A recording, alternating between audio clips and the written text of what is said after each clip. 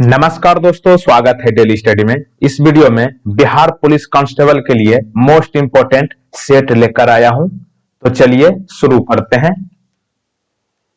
पहला प्रश्न आपके स्क्रीन पर, नवीनगढ़ सुपर थर्मल पावर परियोजना बिहार के किस जिले में स्थित है?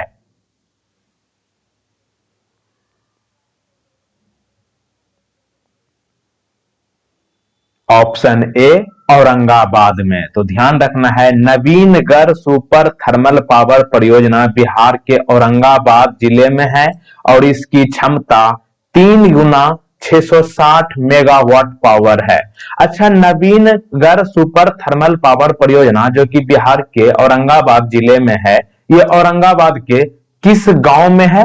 सिवानपुर गांव में। और आप लोग ये बताइएगा कि सिवानपुर गांव से कितने लोग इस वीडियो को देख रहे हैं। और यह परियोजना जो है एक कोयला आधारित थर्मल शक्ति संयंत्र है। तो ध्यान रखिएगा, नवीनगढ़ सुपर थर्मल पावर परियोजना औरंगाबाद स्थित है। और एक बात ध्यान रखना है कि औरंगाबाद एक बिहार में जिला है और एक महाराष्ट्र में भी है। तो यहां पे आपको कंफ्यूज नहीं होना है, कभी भी ध्यान से देख लिया कीजिएगा। क्वेश्चन नंबर 2, प्रकाश बल्ब का आविष्कार किसने किया था? Who invented the light bulb?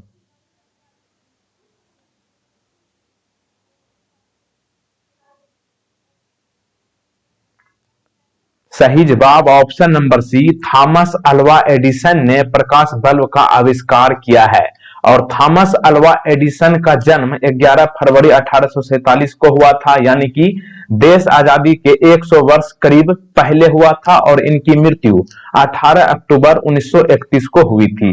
और ये एक अमेरिकी आविष्कारक और व्यवसायी थे और इन्होंने अमेरिका का सबसे बड़ा आविष्कारक का श्रेय प्राप्त किया है। तो ध्यान रखिएगा, प्रकाश बल्ब का आविष्कार थॉमस अल्वा एडिसन को कहा जाता है।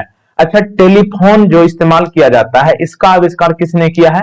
अलेक्जेंडर ग्राहम बेल ने। और गति और वेग के सिद्धांत किसने दिया है? गैलीलियो गैलीली ने।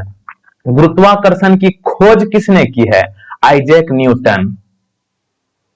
क्वेश्चन नंबर 3, दाब की एसआई इकाई क्या है? What is the SI unit of pressure?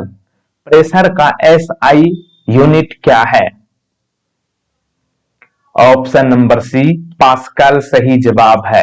इनके अलावा और आपको ध्यान रखना है, जैसे कि दाब का एसआई यूनिट हो गया पास्कल, धारा का क्या हो जाएगा? एम्पियर, और प्रतिरोध का क्या हो जाएगा?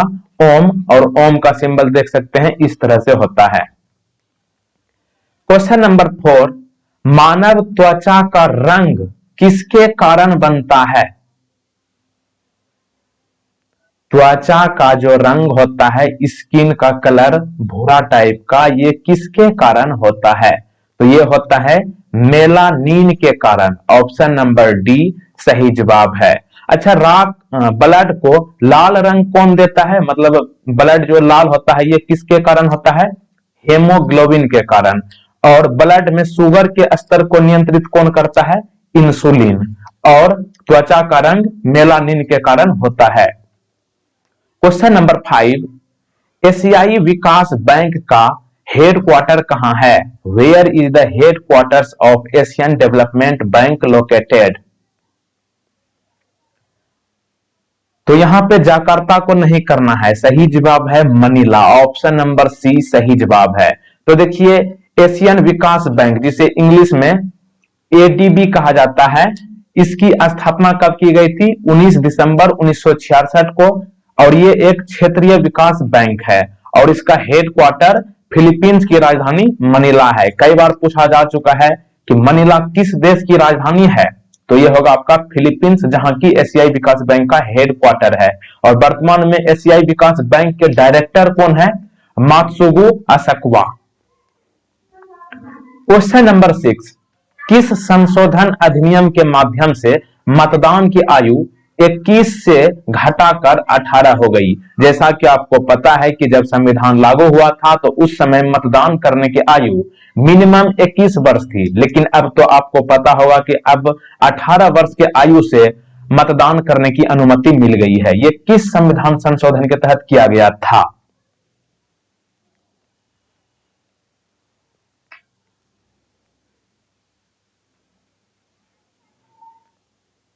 यहाँ पे सही जवाब 61वां संविधान संशोधन के तहत मतदान करने की आयु 21 से घटा करके 18 कर दिया गया है। अच्छा, 61वां संविधान संशोधन किस वर्ष हुआ था? काफी बार पूछा जा चुका है, पॉलिटिकल साइंस से क्वेश्चंस इसी तरह के पूछ लेता है।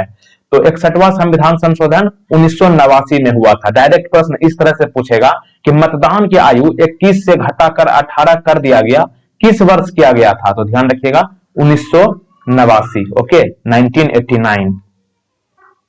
क्वेश्चन नंबर 7, बिहार के पटना को हाजीपुर से जोड़ने वाले गंगा पर बने पुल का नाम क्या है? मुझे पता है कि ये प्रश्न आसान है, लेकिन आपको एक्स्ट्रा क्वेश्चन इससे और बन सकता है, वो आपको ध्यान रखना है। पटना को हाजीपुर से जोड़ने वाले गंगा पर बने पुल का नाम क्या है? महात्मा गांधी सेतु। ये तो सबको पता है, मुझे पता है, ऑप्शन बी सही जवाब है। लेकिन महात्मा गांधी सेतु की लंबाई कितनी है? 5750 मीटर। और महात्मा गांधी सेतु का उद्घाटन कब हुआ था? 1982 में। किसने किया था? तत्कालीन प्रधानमंत्री सुश्री इंदिरा गांधी, इन्होंने किया था। अच्छा, श्री कृष्णा सेतु बिहार के किस जिला में है? यह नया बना है श्री कृष्णा सेतु, तो यह है बिहार के मुंगेर जिला में। मुंगेर जिला का योग नगरी कहा जाता है। और श्री कृष्णा सेतु जो है रेल सह सड़क पुल है, यानी कि नीचे रेल चलती है और ऊपर सड़क का निर्माण किया जा रहा है, ये कुछ दिन में हो जाएगा। क्वेश्चन नंबर 8, कौन सी दर्रा दुनिया में सबसे गहरी है? दुनिया की गहरी दर्रा सबसे किस दर्रा को कहा जाता है? तो यह है आपका option number C, Yarlung Zangbo grand दर्रा, जो कि दुनिया की सबसे गहरी दर्रा है। अच्छा, यारलुंग जंगबो ग्रैंड दर्रा किस देश में है? चीन में है। क्वेश्चन नंबर 9, अखिल भारतीय मुस्लिम लीग का गठन किस वर्ष में हुआ था?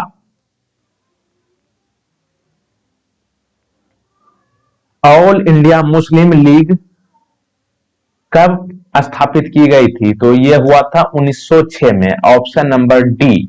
तो देखिए 1906 में अखिल भारतीय मुस्लिम लीग बनने से पहले इसका नाम था अलीगढ़ मुस्लिम विश्वविद्यालय। और अलीगढ़ मुस्लिम विश्वविद्यालय का नाम क्या, अलीगढ़ मुस्लिम विश्वविद्यालय की स्थापना कब की गई थी? 1886 में। और ठीक इसमें 20 वर्ष प्लस कर दीजिए, और 1906 में जो है इसका नाम चेंज करके क्या कर दिया गया? Akhil Bharatiya Muslim League. Question number 10, Vijaya bank heritage museum का उद्घाटन कहां किया गया है? Where is Vijaya bank heritage museum inaugurated? तो देखिए यहां पे डायरेक्ट अगर आपको यह पता रहता कि विजया बैंक का हेड क्वार्टर कहां है, तो आप इसे आसानी से कर पाते। तो विजया बैंक का हेड क्वार्टर है बेंगलुरु, जो कि कर्नाटक की राजधानी है। और यहीं पे विजया बैंक हेरिटेज म्यूजियम का उद्घाटन किया गया है, जैसा कि आप चित्र में देख सकते हैं। और आपको बता दें कि संग्रहालय में तस्वीरों का एक दुर्लभ संग्रह है, जिसके माध्यम से बैंक के विकास को दर्शाया गया है, यानी कि विजया बैंक किस तरह से डेवलप कर रहा है वो इस म्यूजियम में बताया गया है। क्वेश्चन नंबर 11, HTTP का पूरा नाम क्या है? What is the extended form of HTTP? हम लोग नेट का ज्यादा इस्तेमाल करते हैं, तो थोड़ा बहुत नेट के बारे में भी जानकारी रहनी चाहिए। HTTP का पूरा नाम होता है H से हाइपर, T से टेक्स्ट, दूसरा T से ट्रांसफर, P से प्रोटोकॉल। तो ध्यान रखना है HTTP का पूरा नाम हाइपर टेक्स्ट ट्रांसफर प्रोटोकॉल है। और यह नियमों का एक समूह है जिसका उपयोग वर्ल्ड वाइड वेब पर वीडियो, चित्र, ध्वनि आदि जैसी फाइलों को स्थानांतरित करने के लिए किया जाता है। और इसका उपयोग वेबसाइटों द्वारा किसी भी पृष्ठ या फाइल तक पहुंचने में मदद लिया जाता है। तो ध्यान रखिएगा HTTP का पूरा नाम hyper text transfer protocol. Question number 12, कौन सा नृत्य से बाला सरस्वती संबंधित है? बाला सरस्वती काफी फेमस है, ये किस नृत्य से बिलोंग करती है? Which dance is related to Bala Saraswati? Right answer option number B, Bharatanatyam, option B. तो देखिए भरतनाट्यम से कुछ और प्रमुख हस्तियां हैं जो इससे संबंधित है, जैसे कि ये हो गया आपका बाला सरस्वती, उसके बाद है आपका ई कृष्णा अय्यर, ये भी पूछा गया है। ई कृष्णा अय्यर किस नृत्य से संबंधित है? भरतनाट्यम से। और इनके अलावा रुक्मणी देवी अरियंदेल और बाला सरस्वती। और भरतनाट्यम का उद्गम स्थल कहां है? यानी कि भरतनाट्यम किस राज्य का नृत्य है? तमिलनाडु का। और कुचिपुड़ी किस राज्य का लोक नृत्य है? आंध्र प्रदेश। और यहाँ पे दो, इसमें कंफ्यूज नहीं होना है। कथकली आपको मैंने बताया था, कथकली किस राज्य का लोक नृत्य है? केरल। और एक होता है कथक, तो ये दोनों में कंफ्यूज मत होना है। कथकली मतलब कली, कली से हो गया केरल। और कथक, कथक मतलब उत्तर देना, यानी कि कथक जो है उत्तर प्रदेश से संबंधित है। और असम में मैंने आपको बताया था कि बिहू फेमस है, लेकिन दूसरा फेमस है यहाँ की सतारिया। और मोहिनी अट्टम कहाँ की है? केरल की है। और दोस्तों बहुत सारे लोग कमेंट करते थे कि सर टेलीग्राम के लिंक एक्टिवेट किया जाए, तो देखिए बिहार पुलिस ग्रुप का डिस्कशन करने के लिए टेलीग्राम चैनल जो है क्रिएट कर दिया गया है। लिंक नीचे डिस्क्रिप्शन में दिया गया है, उसको आप ज्वाइन कर लीजिए। और वहां पर बिहार पुलिस का काफी सारे डिस्कशन होते हैं और वहां पे काफी अच्छे अच्छे स्टूडेंट्स भी जुड़ चुके हैं, जो कि क्वेश्चन आंसर का जो है वहां पे रिप्लाई वगैरह करते हैं, तो आप भी जुड़ जाइएगा। अगला प्रश्न है, विश्व का एकमात्र तैरता हुआ राष्ट्रीय उद्यान कौन है? यहाँ पे प्रश्न को पढ़िए। दुनिया का एकमात्र तैरता हुआ राष्ट्रीय उद्यान कौन है? यानी कि वो जो है पानी पे तैरता हुआ राष्ट्रीय उद्यान है, और दुनिया में मात्र एक है, वो भी इंडिया में। उसका क्या नाम है?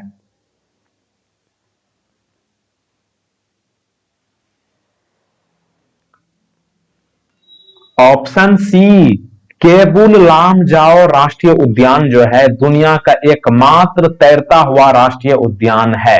और केबुल लामजाओ राष्ट्रीय उद्यान ये भारत के किस राज्य में है? मणिपुर में है। और मणिपुर के किस जिला में है? बिष्णुपुर में है। और यहाँ पे ऑप्शन ए में जो दिख रहा है किश्तवाड़ राष्ट्रीय उद्यान कहाँ है? यह है जम्मू और कश्मीर के किश्तवाड़ जिला में। कंचनजंगा राष्ट्रीय उद्यान कहाँ है?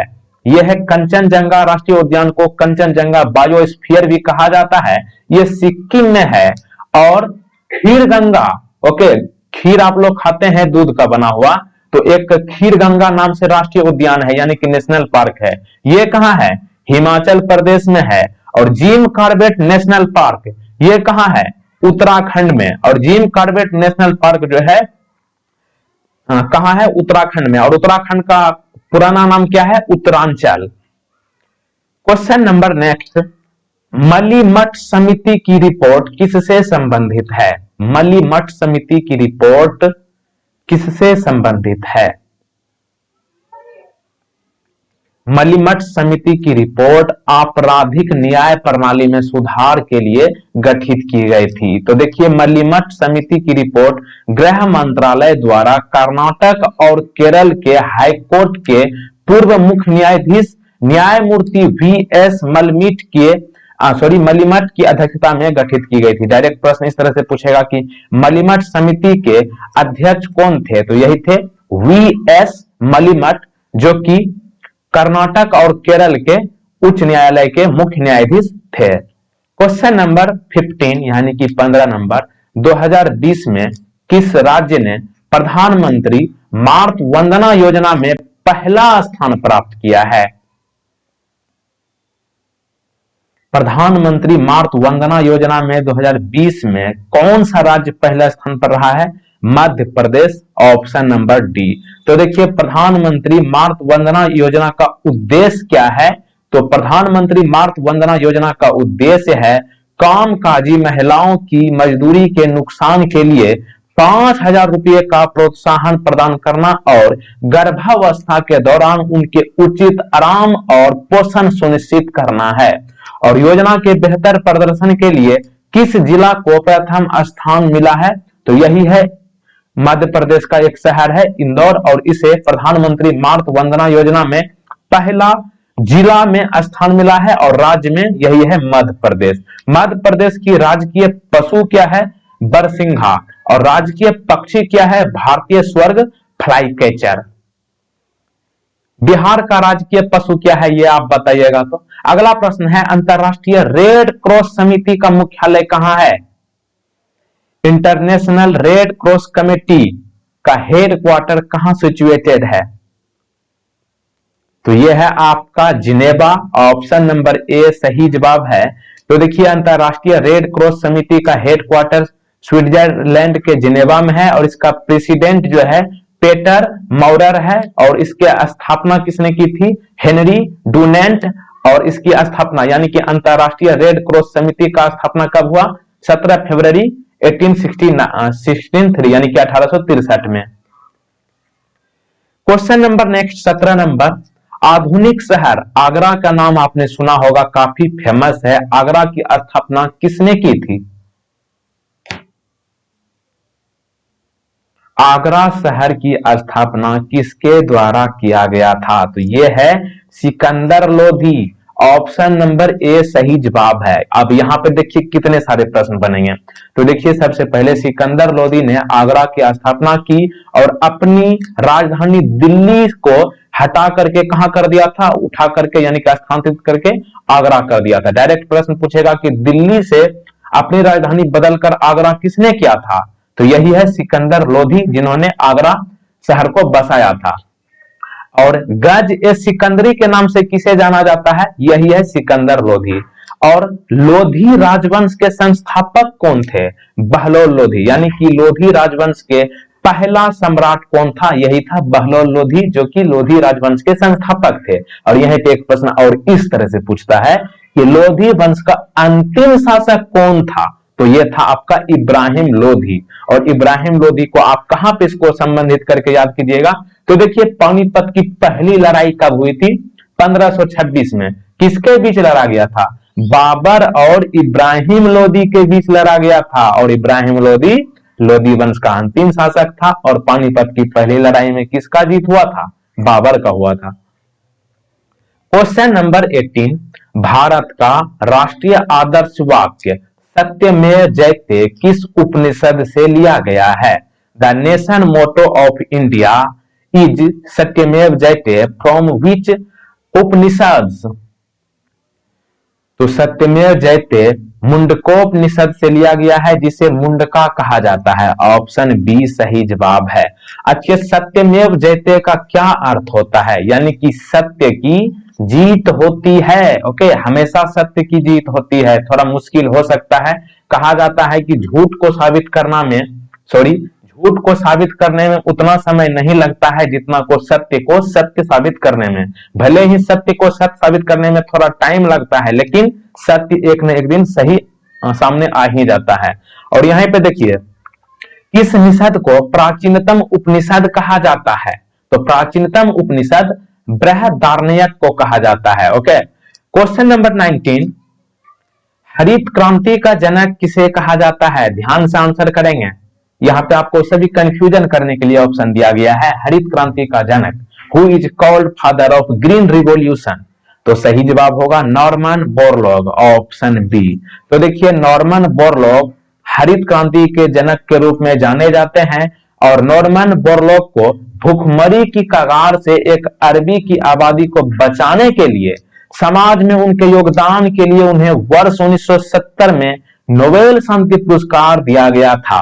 और आप लोग ये वर्गीज कुरियन को जो देख रहे थे, ये वर्गीज कुरियन जो है डायरेक्ट प्रश्न इस तरह से पूछेगा, तब आप आंसर कीजिएगा।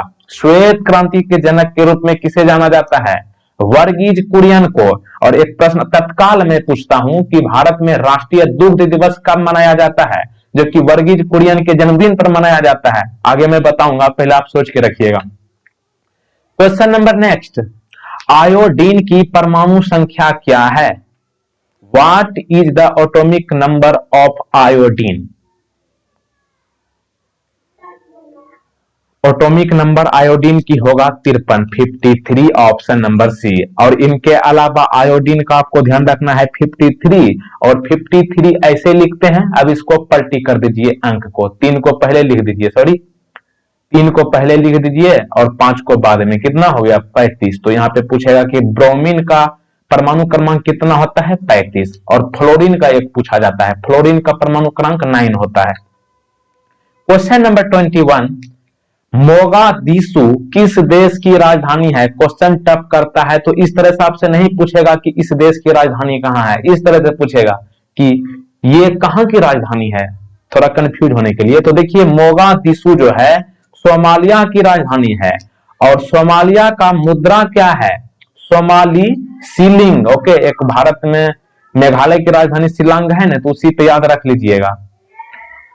शिलांग शहर है भारत में, और सोमाली सीलिंग जो है सोमालिया की मुद्रा है, और इसकी राजधानी मोगादिशु है। और यहाँ पे कुछ इंपॉर्टेंट देश के आपसे राजधानी पूछा जाएगा, जैसे कि जिबूती देश की राजधानी कहाँ है, तो जिबूती की जिबूती है। जैसे कि सिंगापुर की राजधानी सिंगापुर है, ठीक उसी तरह जिबूती की राजधानी जिबूती है। इरिट्रिया की राजधानी कहाँ है, अस्मारा। और सबसे इंपॉर्टेंट इथोपिया, कई बार पूछा गया है, इथोपिया की राजधानी कहाँ है, अडीस अबाबा। क्वेश्चन नंबर 22, पुस्तक जिनका नाम है गर्ल वुमन अदर, इसके लेखक कौन है, Girl Woman Other, who is the author of the book name Girl Woman Other. Right answer option number D, Bernardine Evaristo. तो ध्यान रखिएगा, बर्नार्डिन एवरिस्टो जो है पुस्तक गर्ल वुमन अदर के लेखक है, और बर्नार्डिन एवरिस्टो को वर्ष 2019 में बुकर पुरस्कार से सम्मानित किया गया था, इसी पुस्तक को लेकर, जिनका नाम है Girl Woman other. Question number 23, हर वर्ष राष्ट्रीय दुग्ध दिवस कब मनाया गया है। अभी मैंने आपके थोड़ा देर प्रश्न पूछा है, तो आप क्या सोचा।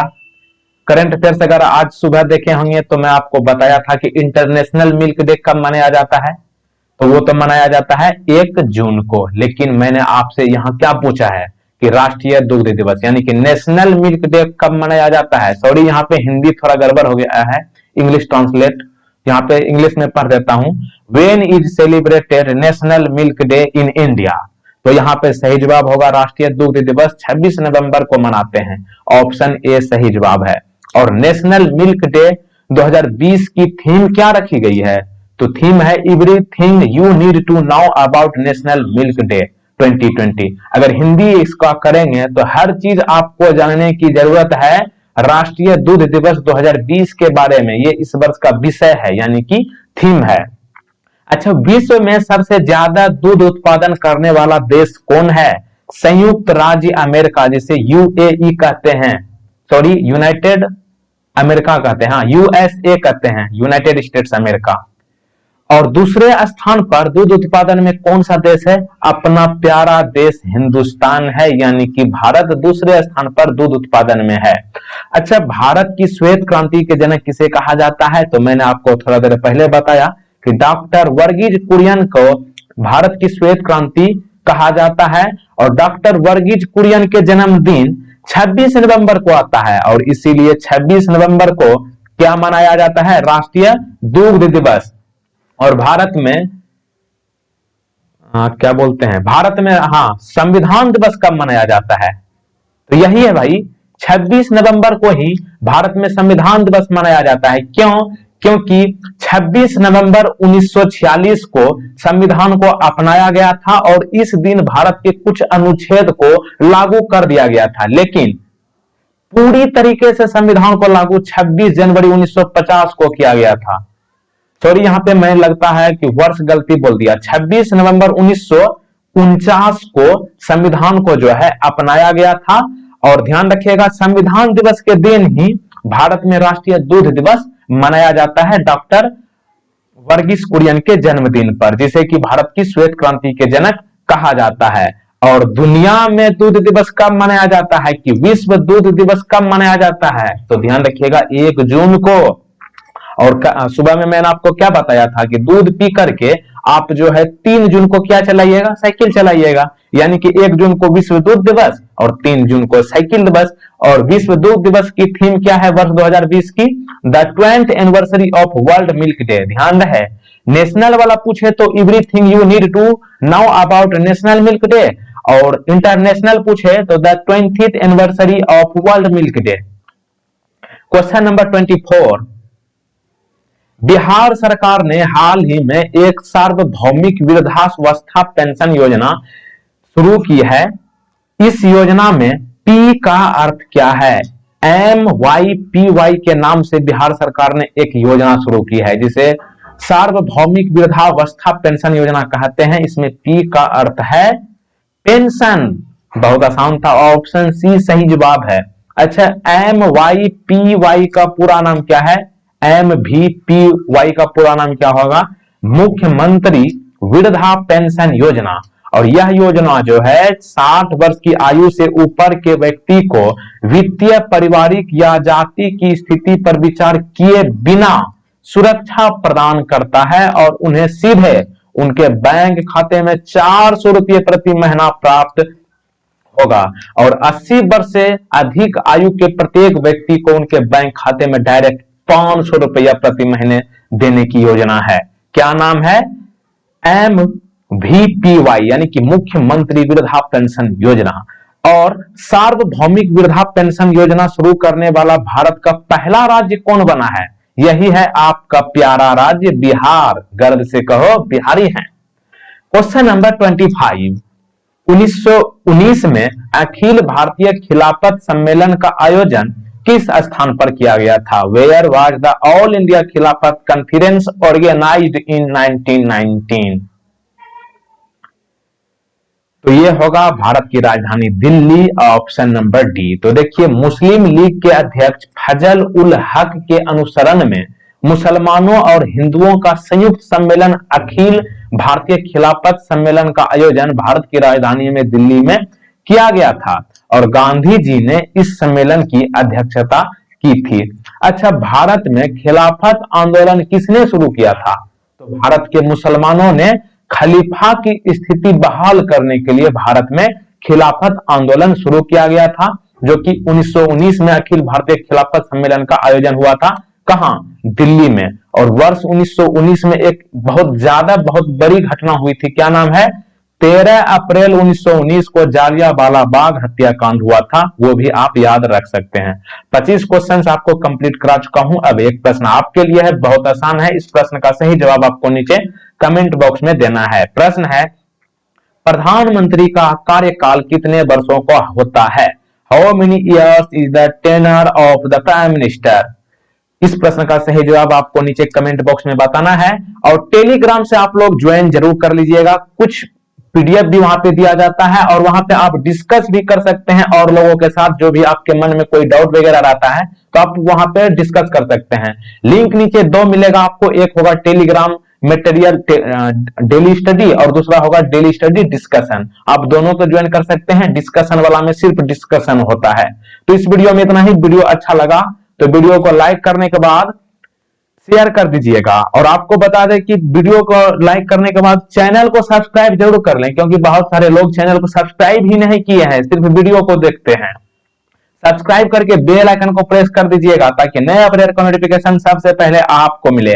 और अगर आप कुछ और अपना राय देना चाहते हैं तो वो आप कमेंट बॉक्स में लिखिएगा। Okay, thank you. जय हिंद, जय भारत, जय बिहार।